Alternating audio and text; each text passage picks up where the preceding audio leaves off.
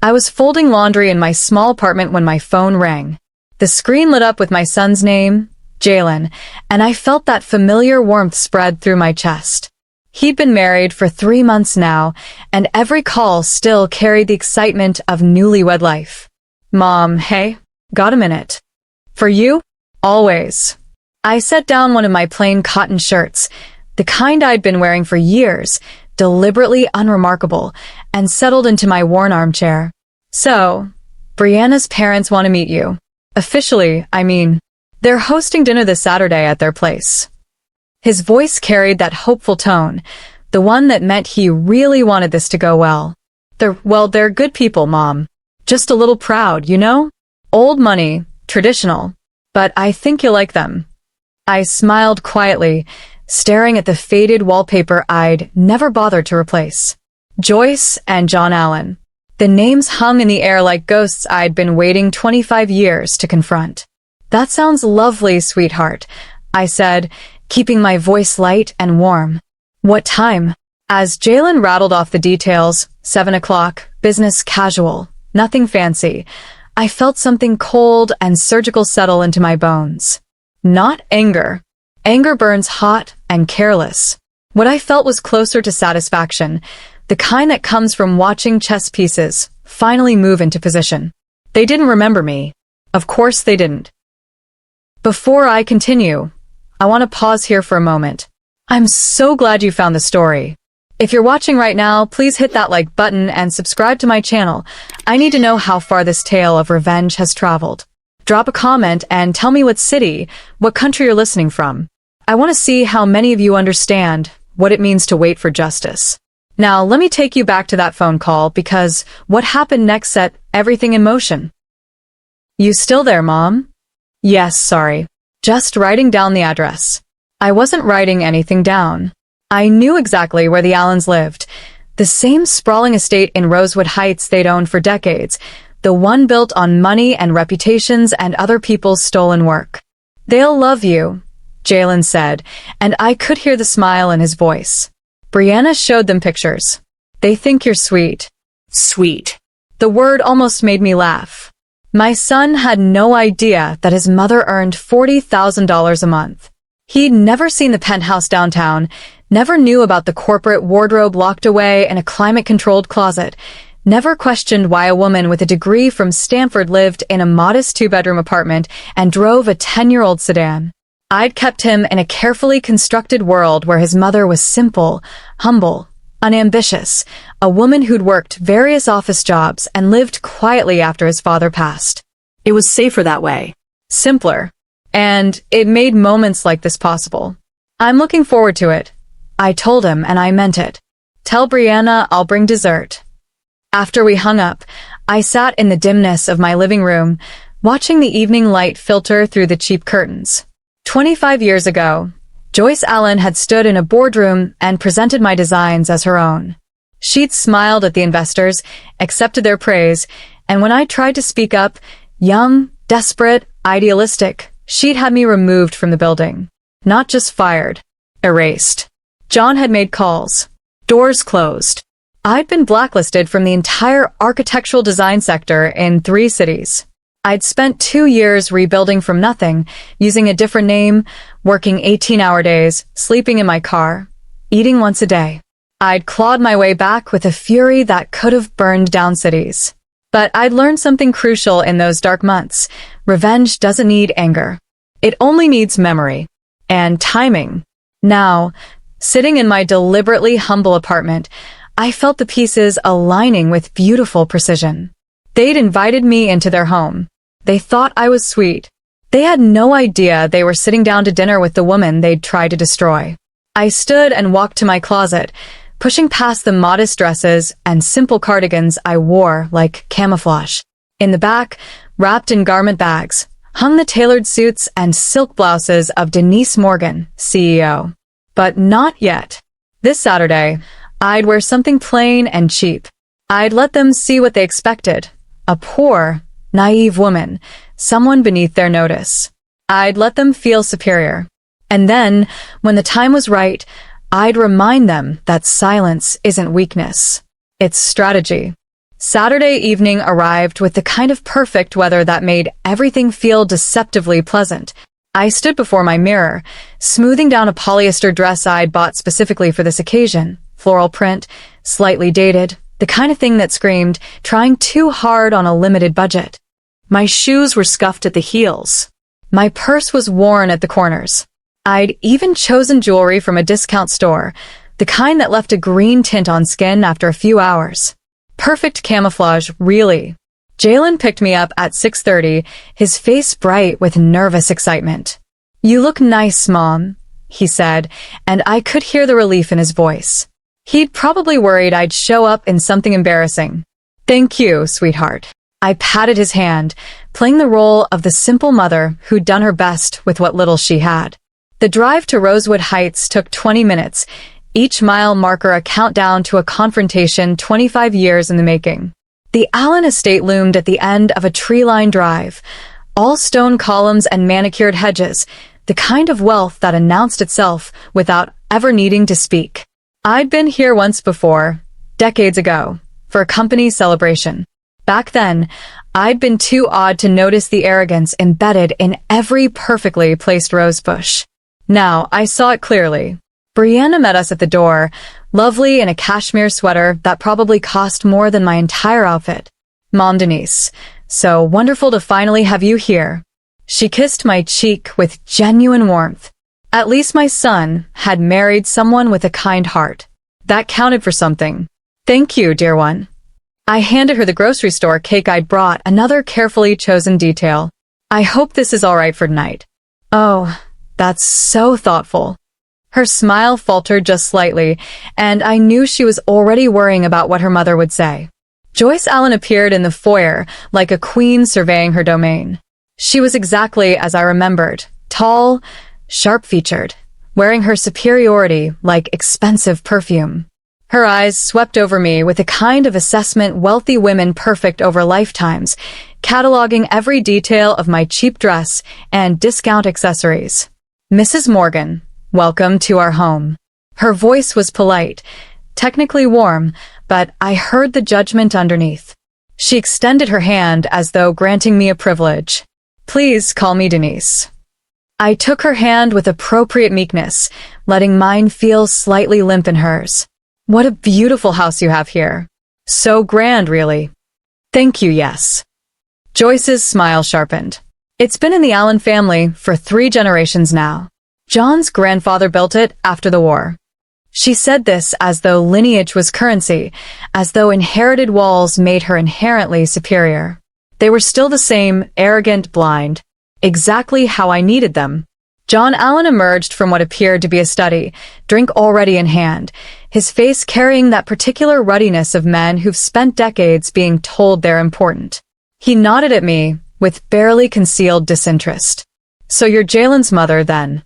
Good to meet you finally. The pleasure is mine entirely." I kept my voice soft, deferential, every word carefully chosen to make them comfortable in their assumptions. Dinner was served in a dining room that could have seated 20. The crystal chandeliers, oil paintings of disapproving ancestors, silverware that probably had its own insurance policy. Joyce seated me between herself and John, positioning Jalen and Brianna further down the table, a deliberate arrangement that allowed her to dominate the conversation without interference. "So, Denise," Joyce began, cutting into her fillet with surgical precision, "Jalen mentioned you've worked in offices over the years. What kind of work exactly?" "Oh, various things really." I smiled vaguely, taking a small bite. "Administrative positions, mostly. Nothing too exciting, I'm afraid." "I see, yes." Joyce exchanged a glance with John. "Well, that's honest work certainly. Someone has to do those jobs, don't they?" I let that sit between us, watching her confidence grow. She thought she'd place me in my proper category now. "And you live in Riverside, correct? That's quite a different neighborhood from what Brianna's used to, I imagine." Her tone was sympathetic in the way people are when they're actually gloating. "It's a quiet area." I kept my eyes down, humble. "Affordable for someone on my income. I've always believed in living within one's means, you know." "Oh, absolutely wise." Joyce leaned forward slightly, warming to her subject. So many people these days live beyond their station, don't they? Trying to be something they're simply not. I always say breeding and class are things you're born with, not things you can purchase at the mall. Each word was a small cut, designed to remind me of my place. John chuckled into his wine, clearly enjoying his wife's performance. Down the table, I saw Jalen shift uncomfortably, but Brianna placed a hand on his arm, silently telling him not to intervene. That's very insightful. I nodded earnestly, as though she'd shared profound wisdom rather than thinly veiled contempt. Every insult was evidence now. Every condescending smile, every dismissive gesture, I was cataloging them all, not with anger, but with the cold precision of someone building a case. They thought they were establishing dominance, putting the poor woman in her place. They had absolutely no idea they were testifying against themselves. I listened intently. I did not react at all, and I smiled sweetly, like someone too naive to understand she was being insulted. Dessert arrived on china plates so delicate they were practically translucent, some French pastry from a boutique bakery, the kind where a single slice costs what I'd claimed to spend on groceries for a week. My store-bought cake sat untouched on the sideboard, a visual reminder of the class divide Joyce had been reinforcing all evening. "Coffee, Denise?" Joyce asked, her tone suggesting she was being remarkably gracious by including me in the question. "That would be lovely, thank you." I folded my hands in my lap, the picture of modest gratitude. As the housekeeper, yes, they had a housekeeper, poured from a silver service, Joyce dabbed her mouth with a linen napkin and fixed me with what she probably thought was a compassionate expression. "You know, Denise, I've been thinking about something this entire evening." "Oh, really?" I widened my eyes slightly, curious and unthreatening. It must be quite difficult, raising a son on an administrative salary. And now that Jalen's married into our family, well... She paused delicately, as though choosing her words with great care. "I'd hate to think of you struggling while we have so much abundance here. It wouldn't reflect well on any of us, would it?" Down the table, Jalen straightened in his chair. "Mom's doing fine, Joyce. She doesn't need..." "Please, sweetheart, let me finish." Joyce held up one manicured hand, silencing him with the casual authority of someone used to controlling rooms.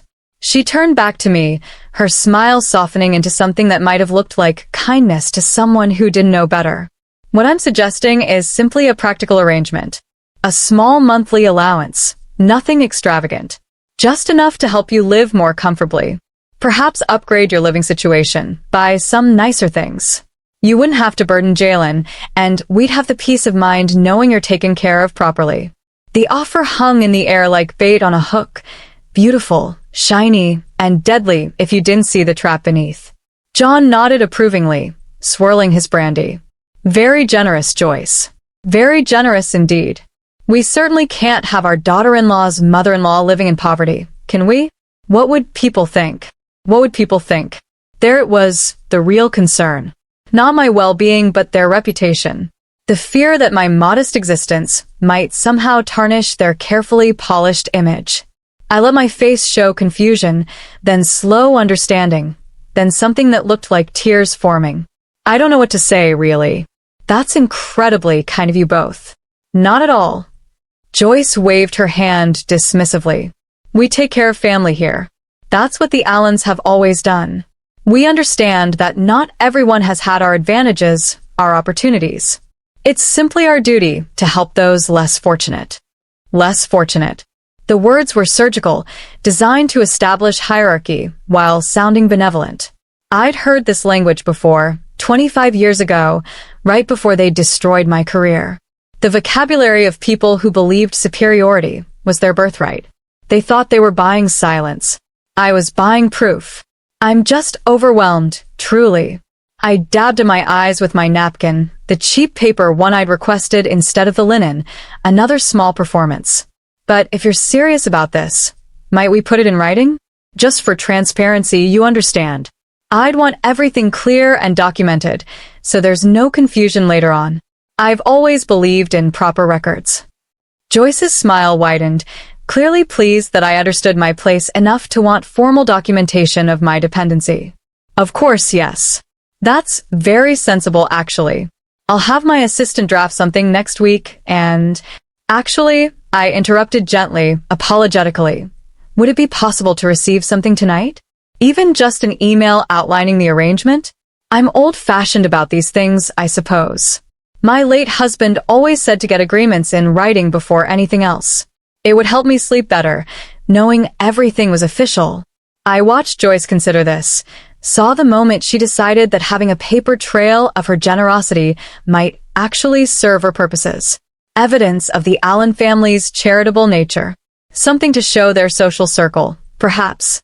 I can do that, certainly. Joyce pulled out her phone, already composing. I'll send it from my personal email to yours. What's your address, dear? I gave her my personal Gmail, the one attached to my modest identity, not the corporate accounts. That's so thoughtful of you both. I really can't express how much this means to me right now. Think nothing of it, please. John raised his glass in a small toast. To family and proper arrangements. As we finished dessert, my phone buzzed quietly in my purse. I waited until we'd moved to the sitting room. Another cathedral ceiling space filled with leather furniture and inherited wealth, before excusing myself to the powder room. The email was there, sent from Joyce's personal account, laying out the proposed monthly allowance in her own words. The language was perfect, really. Condescending, explicit about my financial inadequacy, clear in establishing the Allens as benefactors and me as the recipient of their charity. She'd even included phrases like, given your limited means and to prevent any embarrassment to the family. I forwarded it to 3 separate cloud storage accounts, then saved it to my encrypted personal server. Evidence, properly preserved and time-stamped. When I returned to the sitting room, I was all gratitude and humble acceptance. I received your email, Joyce. Thank you again so much. You've given me such peace of mind tonight. We're happy to help, truly. She patted the seat beside her, and I sat obediently, playing my role perfectly. They had absolutely no idea what they'd just handed me. Monday morning arrived with a kind of crisp autumn air that made everything feel sharp and new. I stood in my downtown penthouse, the one Jalen had never seen, watching the sunrise paint the city in shades of gold and amber. My reflection in the floor-to-ceiling windows showed a different woman than the one who'd sat meekly at the Allen dinner table 48 hours ago. Tailored black Armani suit, fitted perfectly to show authority, without aggression. Silk blouse the color of steel. Heels that added 3 inches and made a satisfying click against marble floors. Hair pulled back in a severe bun that said I hadn't come to make friends. This was the real Denise Morgan, the one who'd built an empire from ashes, the one who'd spent 25 years becoming untouchable. My assistant had confirmed it twice. The Allens would be at the Morgan Enterprises merger meeting at 9 o'clock sharp. They'd been courting this acquisition for 18 months, desperate to absorb my company's design patents and client list. Their own firm, Allen Design Group, had been hemorrhaging money for 3 years, a fact they'd hidden behind expensive lunches and country club memberships. They had absolutely no idea who owned Morgan Enterprises. I'd built the company under corporate veils and holding companies, kept my face out of trade publications, operated through representatives. In their arrogance, they'd never bothered to research beyond the balance sheets. That oversight was about to cost them everything they had. The Morgan Enterprises boardroom occupied the entire 20th floor of the Cordell building, all glass and steel, and the kind of understated power that didn't need to announce itself. When I arrived at 8:45, my team was already in position. Legal, finance, 3 board members who'd flown in specifically for this meeting. Everyone knew their roles perfectly. They're in the waiting room now, my head of acquisitions murmured, adjusting the presentation materials. Both of them. Looking very confident, apparently. Of course they do. I allowed myself a small smile. They think they're about to meet their savior. Someone to rescue them from bankruptcy, while letting them save face publicly. At exactly 9 o'clock, my assistant opened the boardroom doors. Joyce and John Allen walked in with a kind of casual entitlement that came from never being denied anything. Joyce wore a designer suit in cream, power dressing for women who'd never actually had to fight for power. John had his country club blazer, the one with brass buttons that probably had the family crest. They were scanning the room, looking for the person in charge, their expressions already arranging themselves into diplomatic smiles.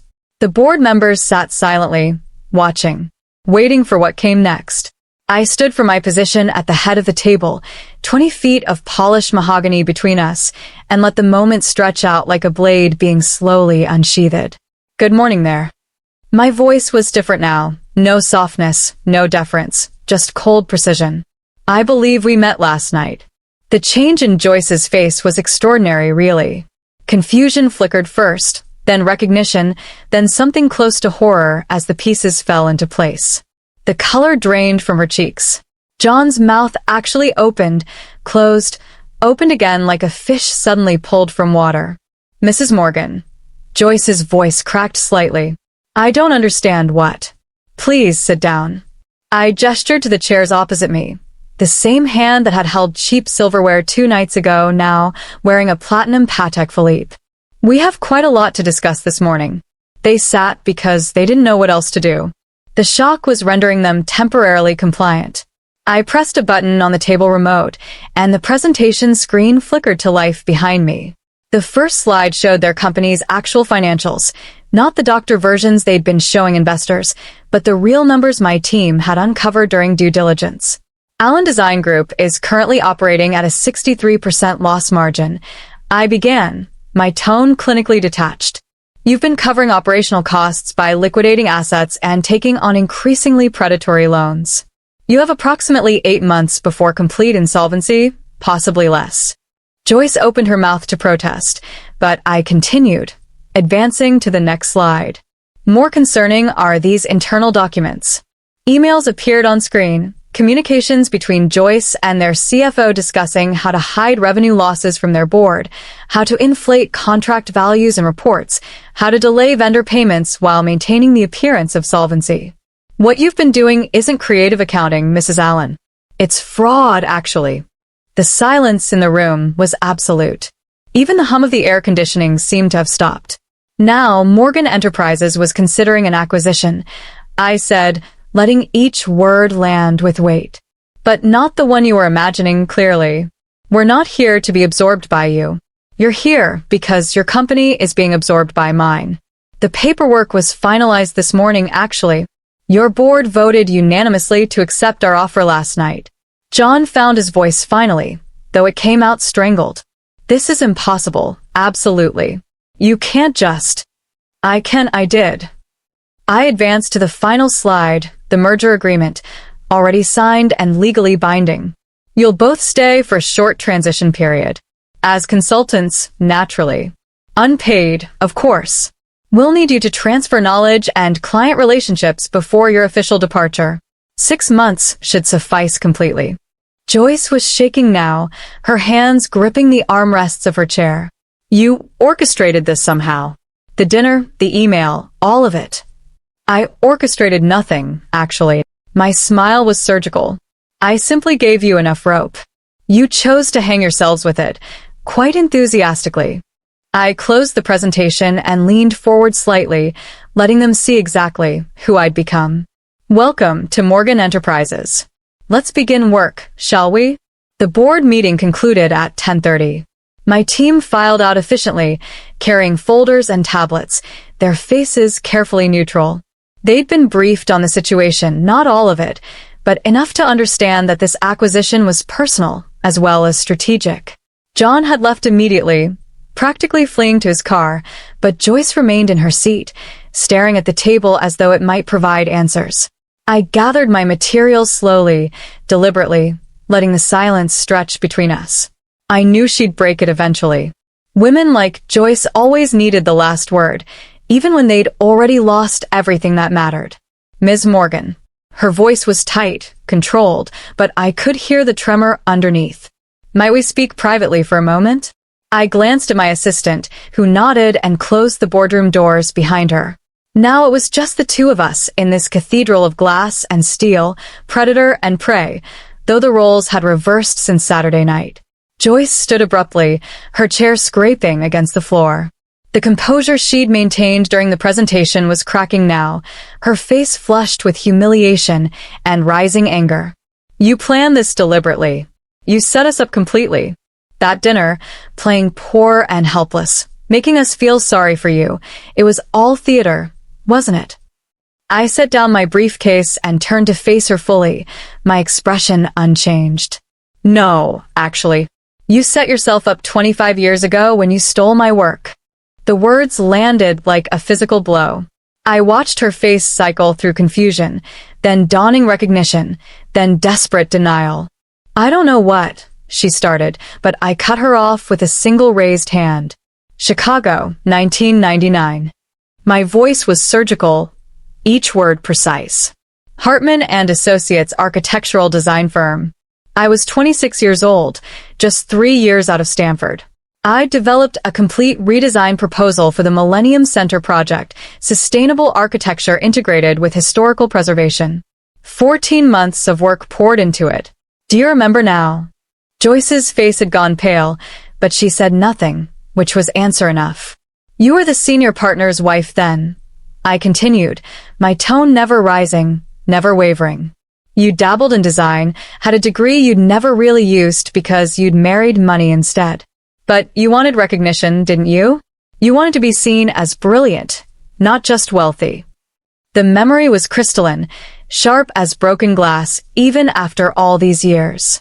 I could still see that boardroom, smaller than this one, where I'd stood presenting my work to the partners. Could still hear my own voice, younger and full of naive hope, explaining the innovations I'd developed. I presented the designs on a Thursday morning. By Friday afternoon, you'd claimed them as your own completely. You told the partners I'd been assisting you, that the creative vision was yours entirely, that I'd merely done technical drafting under your supervision. That's not how it happened exactly. Joyce tried, but her voice was weak now, unconvincing even to herself. When I tried to speak up, tried to show them my original files and documentation, you had me removed from the building immediately. I took a step closer, watching her shrink back slightly. John made phone calls. You both blacklisted me from every major firm in 3 cities. I couldn't get hired anywhere. I was evicted from my apartment. I slept in my car for 7 weeks. Joyce's hands were trembling now, but I felt nothing except the cold satisfaction of truth being spoken after decades of silence. I lost everything because of you both, I said quietly. But you know what I didn't lose? My memory, my skill, my understanding of exactly who you were and what you were capable of. I walked to my briefcase and pulled out a manila folder. Inside was the email Joyce had sent Saturday night, the one offering me charity, establishing my inferiority, documenting her contempt in her own words. I slid it across the table toward her. This email is now in the possession of our legal team, our PR department, and our board of directors. It's also been submitted to the State Ethics Commission as evidence of class discrimination in business dealings. You tried to buy off your son-in-law's mother to prevent embarrassment. You put it in writing, helpfully. Joyce stared at the paper, as though it were a death sentence. Which, in many ways, it was, at least for her reputation, her social standing, everything she valued. But that's not even why you've lost everything, really, I continued, my voice almost gentle now. You lost because you never bothered to remember me. Never thought the 26-year-old girl you destroyed could possibly matter. Never imagined she might survive, rebuild, and become someone you'd have to answer to eventually. I picked up my briefcase, ready to leave, but paused at the door for one final observation. You took my career back then, I said, meeting her eyes with surgical calm. I just took yours now. The difference is that I actually earned what I built. You simply stole it and pretended. Joyce opened her mouth, closed it, then finally whispered, "What happens now?" Now. I considered the question. Now you spend 6 months training your replacement. You attend meetings where people treat you as irrelevant. You watch the company you thought was yours get dismantled and rebuilt properly. And then you leave quietly with whatever dignity you can salvage. I opened the door, then looked back one last time. Consider it mercy, Mrs. Allen.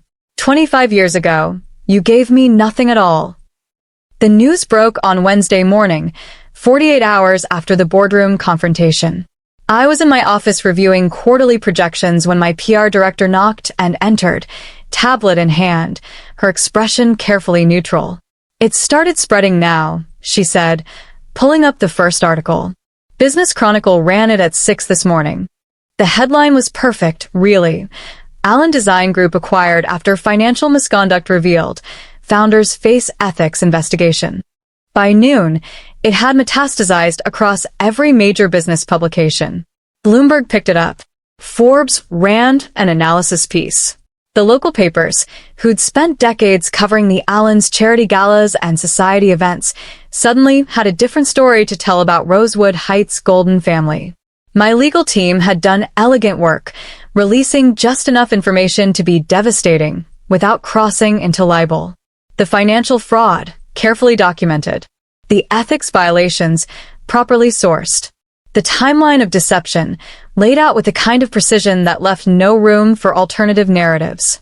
What made it truly catastrophic for them, though, was the email, Joyce's own words about limited means and preventing embarrassment to the family. It circulated through business circles like wildfire. Someone leaked it to a popular business ethics podcast. By Thursday, it had become a case study in how not to conduct professional relationships.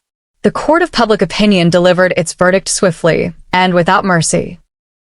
On Friday, I received notification that the State Ethics Board had frozen both Joyce and John's personal investment accounts pending investigation. Not my doing directly. I'd simply provided evidence when requested, answered questions truthfully, let the system function as it was designed to. But the result was the same. Their liquid assets, inaccessible. Their credit lines suspended. Their carefully constructed fortress of wealth, suddenly vulnerable. The Rosewood Country Club quietly asked them to resign their membership. 3 charity boards requested they step down from their positions. The Symphony Gala Committee removed Joyce's name from the donor wall, not because she'd asked for it back, but because her presence had become toxic to fundraising. This was the thing about people who built their identity entirely on social status. When that status evaporated, there was nothing left underneath to stand on. I watched it unfold with the detached interest of a scientist observing an expected reaction. No satisfaction, not really.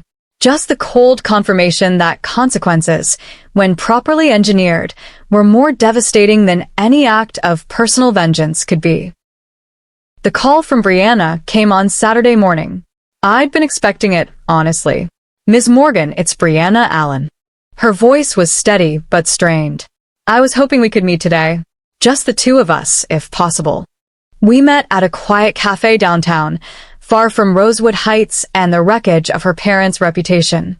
She arrived early, sitting by the window with coffee she wasn't drinking, her face carrying the kind of exhaustion that came from sleepless nights and difficult truths. "Thank you for seeing me," she said as I sat across from her. Of course, naturally. I ordered tea, gave her time to gather her thoughts. "I need to know something," she finally said, meeting my eyes directly. "Did you use Jalen to get to my parents? Was any of this about hurting him?" It was a fair question, the kind a protective wife should ask. I respected her for having the courage to confront me with it. "No, absolutely not." I kept my voice gentle but firm. "I didn't know your maiden name when they started dating. By the time I realized who you were, they were already engaged and clearly in love. I could have stopped it then, could have warned Jalen off. I chose not to because your relationship with my son is genuine and you're not responsible for your parents' actions." She studied my face, looking for deception, and apparently found none. "My mother said you destroyed them on purpose, that you manipulated everything deliberately. Your mother destroyed herself, really." I simply gave her an opportunity to reveal who she's always been. I paused, choosing my next words carefully. 25 years ago, your parents stole my work and ruined my career when I tried to speak up. They didn't remember doing it. That's how little it mattered to them. Destroying someone's life was so routine they couldn't even recall the specifics. Brianna closed her eyes briefly. "I didn't know about that.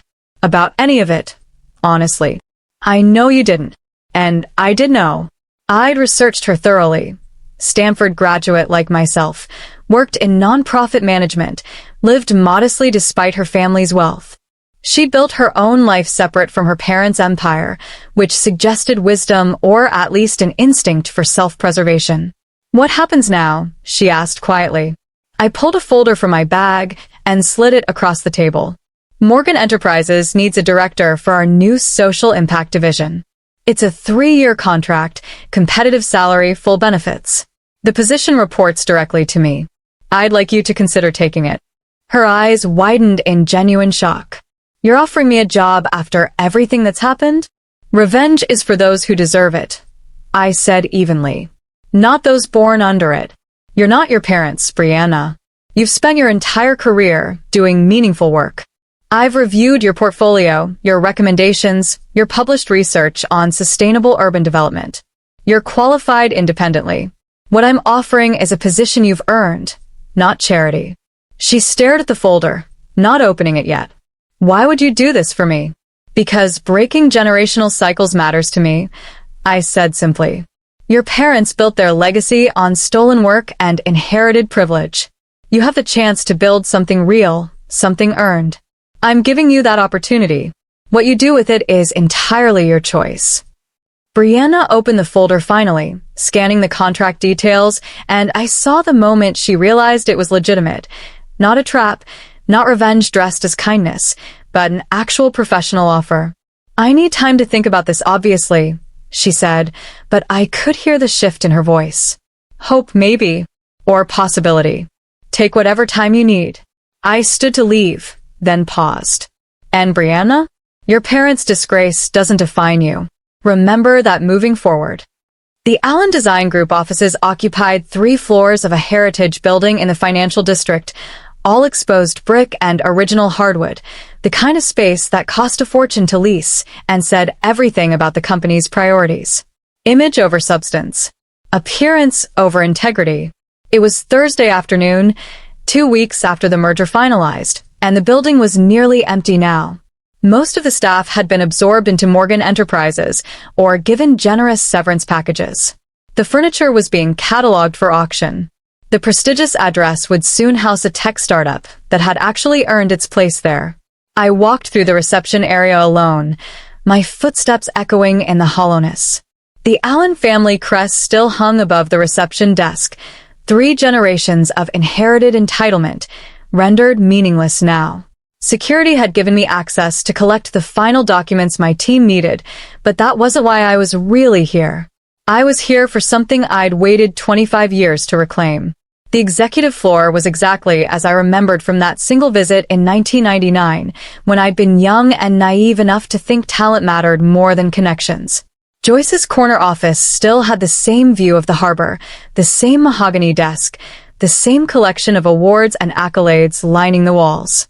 And there, framed in museum-quality glass above her credenza, was my work. The Millennium Center redesign, 14 months of my life, rendered in architectural drawings and elevation sketches. My handwriting was still visible in the margins, my initial design notes, my innovation in sustainable integration. But the signature at the bottom read Joyce Allen, lead designer, 1999. I stood before it for a long moment, letting myself feel the full weight of what had been stolen. Not just the design itself, but the trajectory it would have given my career. The doors it would have opened. The confidence it would have built in a young woman who'd worked so hard to prove herself. They'd taken all of that and signed their name to it. I removed the frame from the wall carefully, feeling its substantial weight in my hands. The glass was pristine, expensive. They treated my work better than they'd treated me, which was almost amusing in its irony. Some people destroy lives to build empires, I thought, tucking the frame under my arm. I built mine to remind them that silence isn't weakness. It's strategy. I took one final look at Joyce's office, at the empty desk where she'd sat for decades, believing herself superior, never imagining accountability might eventually find her. Then I walked out, carrying my work back to where it belonged. Jalen was waiting in the parking garage, leaning against his car with that worried expression I'd been seeing more often lately. He'd been calling every day since the news broke, trying to understand how his humble mother had suddenly become the CEO who dismantled his in-laws' empire. "Mom, hey there." He straightened when he saw me, his eyes immediately going to the large frame I carried. "What's that exactly?" "Something that belonged to me originally," I said, setting it carefully in my trunk. "Something I'm finally taking back home." He moved closer, studying my face with the kind of careful attention only a son could give. "We need to talk properly. About everything, really." "I know we do." I closed the trunk gently and turned to face him fully. "I'm sorry for keeping so much from you, Jalen. The penthouse, the company, the money, I had my reasons, but that doesn't mean they were fair to you." "Why, though?" His voice carried hurt alongside confusion. "Why let me think you were struggling when you were actually running a multi-million-dollar company? Why live in that apartment, drive that car, dress like someone Joyce and John could feel superior to?" I finished quietly, because I needed to see who they really were, and I needed them comfortable enough to reveal it themselves. Jalen shook his head slowly. "But you let them insult you. You sat there and took it quietly. I watched you pretend to be grateful for their charity when you earn more in a month than they probably saw all year." "I did, yes. I wouldn't apologize for that. Because the best revenge isn't success, Jalen. It's making them watch you succeed. Making them realize they never knew who they were dealing with. That every condescending word, every pitying look, every assumption about my inferiority, it was all built on fiction." He was quiet for a long moment, processing. A car alarm chirped somewhere in the distance. "Brianna told me what happened in 1999. About the stolen designs, the blacklisting. Everything they did. I'm glad she knows, honestly. I meant that. Secrets had a way of poisoning relationships if they festered too long. She's taking the job, by the way." Jalen's expression softened slightly. "The social impact director position you offered. She's really excited about it, actually." "Good, that's good." I allowed myself a small smile. "She'll be excellent at it. Your wife has real talent, Jalen. The kind you can't inherit or fake." He stepped closer, and I saw my son truly looking at me for perhaps the first time, not as the modest, self-sacrificing mother he'd always known, but as the woman I'd actually been all along. "Who are you, really?" he asked quietly. "I'm still your mother first," I said, taking his hand. "Everything else, the company, the wealth, the revenge, that's just what I built to survive what they tried to do to me. But you? You were always the part of my life that was real, Jalen. Never doubt that once." His eyes were wet now, and so were mine. "I just wish you'd trusted me with the truth sooner," he said. "I know, I do." I squeezed his hand gently. "But some battles we have to fight alone until they're finished. This one is done now. No more secrets, I promise." We stood together in the parking garage's fluorescent light, and I felt something shift, not just between us, but inside myself. The weight I'd carried for 25 years, the cold fury that had driven me, the need for vindication, all of it was finally settling into something quieter. Not forgiveness, exactly, but peace, perhaps. Or, at least 3 months after the acquisition finalized, I stood in the lobby of what had been the Allen Design Group headquarters, watching workers install the new signage. The old brass letters, each one carefully polished for decades, representing 3 generations of inherited prestige, had been removed that morning, leaving ghost outlines on the marble wall. Now, piece by piece, the new identity took shape, Morgan Design Group. My name, finally. My legacy, legitimately earned. The workers moved with practiced efficiency, measuring twice, drilling precisely, lifting each letter into place with industrial care. I'd chosen a different font, cleaner, more modern, without the ornate serifs that had made the Allen name look like old money trying too hard. This was architectural, forward-looking, honest in its simplicity. "It looks good there," Brianna said, appearing beside me with 2 coffees.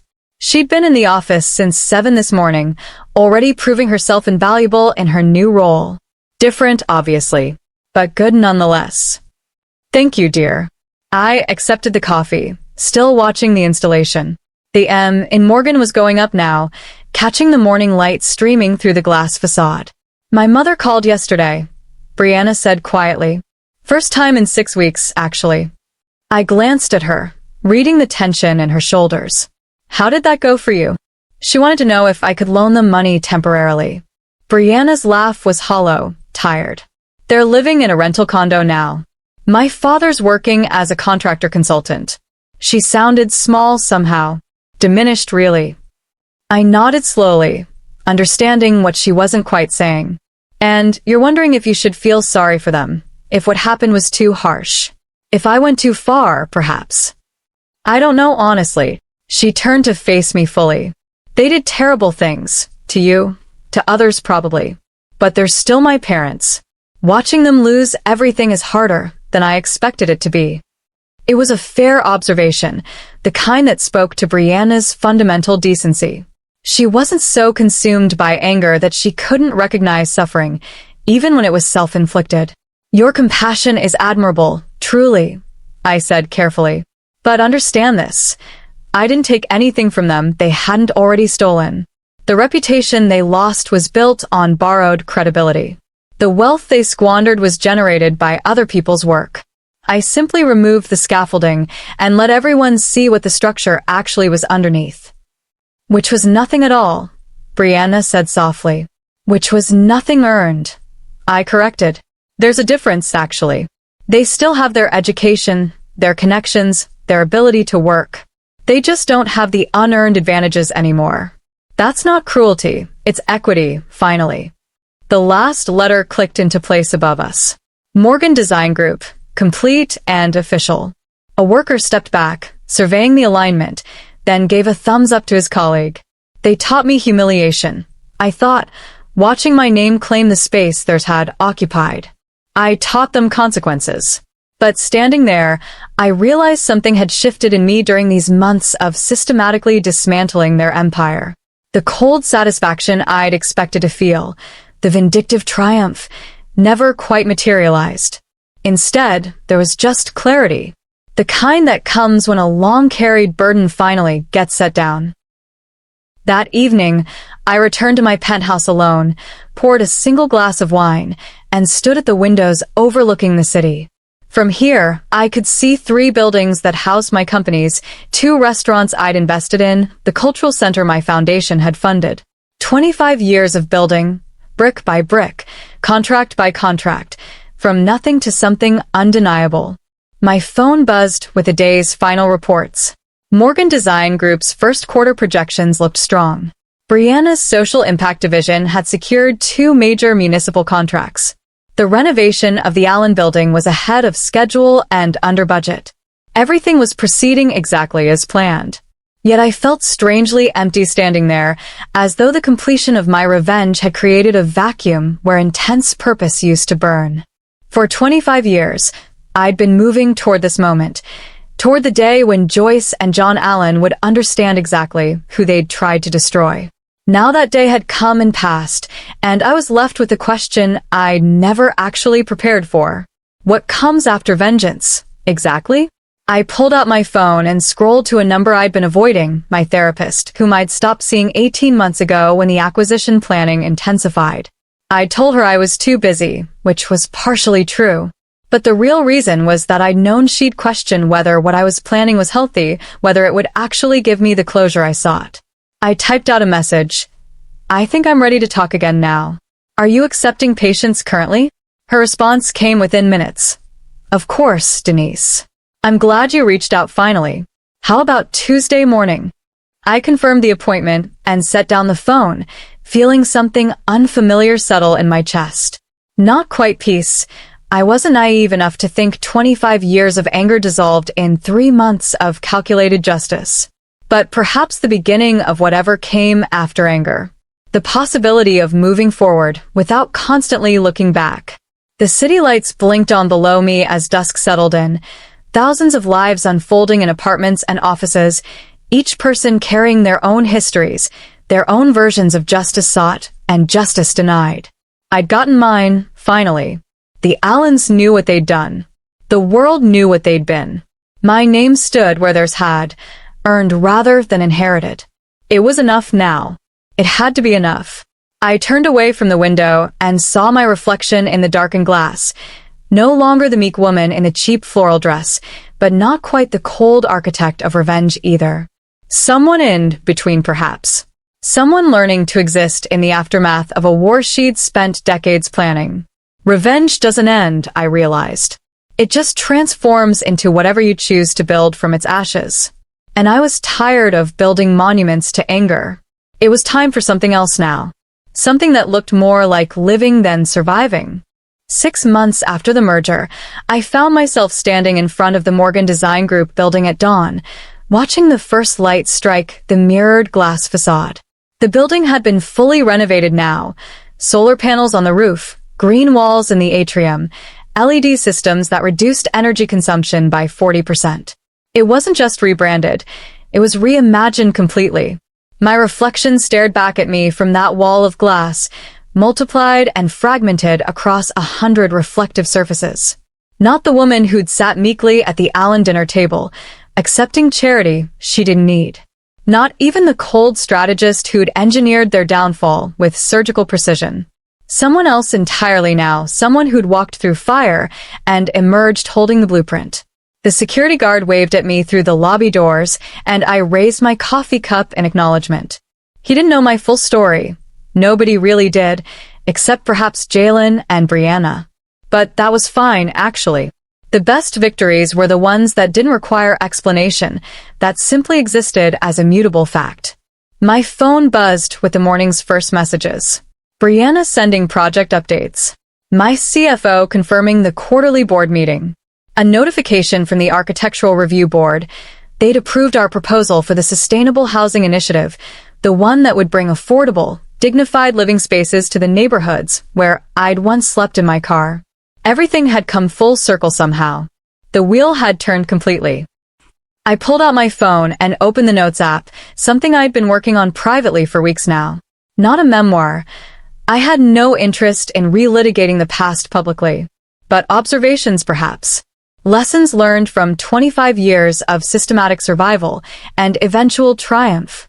The words came easily this morning, crystallizing into something that felt true. Justice doesn't announce itself with sirens or theatrical declarations. It doesn't require witnesses or validation from those who wouldn't understand anyway. Real justice is something quieter, colder, infinitely more patient. It waits through humiliating dinners and condescending offers.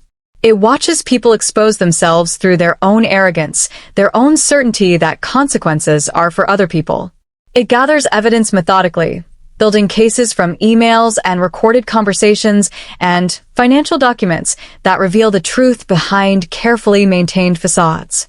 And when justice finally moves, when it steps out of the shadows after years of careful preparation, it doesn't miss its target. It doesn't leave room for appeals or second chances. It simply is inevitable as mathematics, final as architecture. I looked up from my phone, back at my reflection in that wall of glass. The woman looking back at me had earned every inch of the space she occupied, had survived being erased and rebuilt herself from memory and skill, had turned humiliation into strategy, rage into precision, victimhood into something resembling power. But more than that, she'd learned when to stop. When to let the machinery of consequences run without her hand on the controls. When to step back and build something forward-looking instead of just backward-facing. That might be the most important part, honestly. If you're listening to this story right now, if you've followed me through dinner parties and boardrooms, through stolen designs and reclaimed legacies, I want you to understand something important. This wasn't about revenge, not really. Revenge is hot and reactive, driven by the need to inflict equal pain. What I practiced was something else entirely, restoration, maybe. The careful dismantling of injustice, brick by stolen brick, until the foundation was exposed for what it always was underneath. Unstable, illegitimate, unsustainable. Some of you have probably been where I was, betrayed by people who should have protected you, erased by those who should have acknowledged you, humiliated by those who had no right to judge you. You're carrying anger like a stone in your chest, wondering if it will ever feel lighter. I can't tell you what to do with that anger, honestly. That's not my place, and every situation is different entirely. But I can tell you what I learned, that silence isn't weakness when it's chosen strategically. That patience isn't passivity when it's actively gathering evidence. That the best response to people who underestimate you isn't to correct them immediately, it's to let them continue believing their own fiction until reality becomes undeniable. The Allens thought they'd destroyed a naive young architect who didn't matter enough to remember. They were wrong fundamentally. Not because I was secretly powerful. I wasn't not then, but because they'd made the fatal mistake of assuming destroyed meant defeated. I was never defeated, actually. I was just waiting for the right moment, building the right weapons, becoming the right person to wield them effectively. The sun had fully risen now, painting the Morgan Design Group building in shades of gold and amber. Inside, 50 employees were beginning their workday, designers and engineers and project managers, most of them unaware that the company they worked for had been built partially on the ashes of an old injustice. They didn't need to know, really. Their work was legitimate. Their paychecks were earned honestly. The projects they created would stand on their own merit, not on stolen foundations. That was the real victory, actually. Not destroying the Allens, that was just demolition work, necessary but not sufficient. The real victory was building something genuine in the space where their fraud had stood. Something that would outlast both their disgrace and my need for vindication. I turned away from my reflection, from the building that bore my name, from the physical manifestation of 25 years of strategic patience. I had a therapy appointment at 9, lunch with Jalen at noon, a foundation meeting in the afternoon to discuss next year's scholarship program for young architects from disadvantaged backgrounds. A life, in other words, not defined by what had been taken from me, but by what I'd chosen to build despite it. As I walked toward my car, I allowed myself one final thought, the thesis that had crystallized through all of this. Justice doesn't roar with righteous anger or announce itself with dramatic flourishes. It waits through indignities and insults, watches predators reveal themselves through their own confidence, and when it finally moves, when it steps forward after years of careful preparation, it doesn't miss its mark. It simply restores equilibrium, reminds everyone that actions have consequences, and then steps back to let the world continue spinning. That was enough philosophy for one morning. I had actual work to do now. Did you like my story? And what city are you listening from? Tell me what you were doing as you listened to my story. If it touched you, or if it taught you something, then please share it with others who might need to hear it. I'm looking forward to your comments on the story. On the screen, you can see 2 new life stories that I highly recommend. There's so much more on my channel. By the way, don't forget to subscribe. It encourages me to keep bringing more stories like this. See you in the next life story. With love and respect.